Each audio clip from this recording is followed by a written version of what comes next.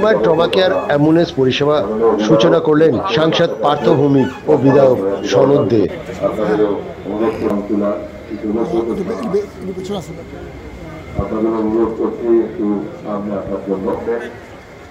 যাতে আরো ডেভেলপমেন্ট হয় পশ্চিমবঙ্গের, এবং সেই সাথে সাথে অশোকনগরের একটি পেট্রোকেমিক্যাল উৎপাদনের জন্য ওএনজিসিকে দায়িত্বভার দেওয়া হয়েছে। তো তার জন্য আমরা ধন্যবাদ ওএনজিসির পক্ষ থেকে জানাই, অসংখ্য ধন্যবাদ জানাই ওএনজিসি এনজিও রেটিং কলকাতাকে।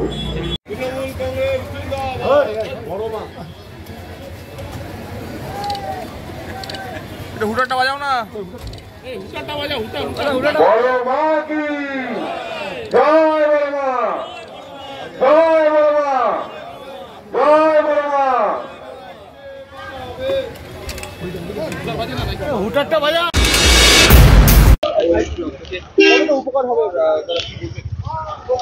যেমন দেখুন, আমাদের একটা অ্যাম্বুলেন্স দিয়েছিল পার্থদা আজ থেকে 10-15 বছর আগে।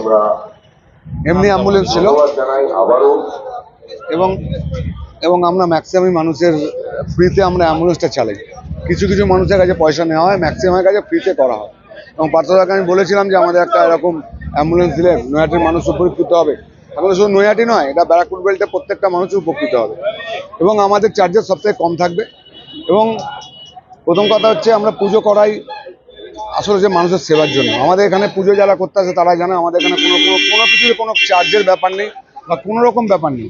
মানে অ্যাম্বুলেন্সের ক্ষেত্রে সেরকমই হবে।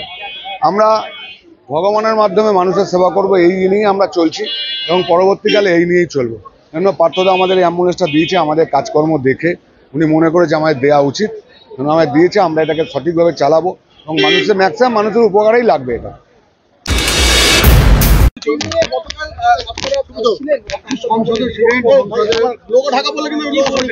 বাংলার মাটি হচ্ছে রামকৃষ্ণদেব বিবেকানন্দ, বাংলার মাটি হচ্ছে রামকৃষ্ণদেব বিবেকানন্দ চৈতন্যদেবের মাটি। এই মাটি আমাদের সবাইকে শিখিয়েছে নিজের ধর্ম পালন করো, অন্য ধর্মকে সম্মান করো।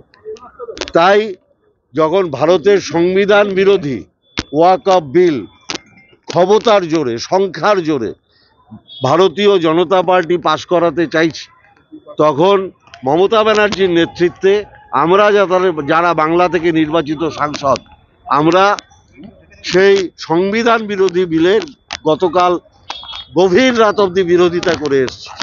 ওরা সংখ্যার জোরে এটা পাশ করিয়ে নিয়ে যেতে পারে, কিন্তু চিরদিন কাহারও সমান নাই যায়, এই সংখ্যা সারা জীবন ওদের কাছে থাকবে না।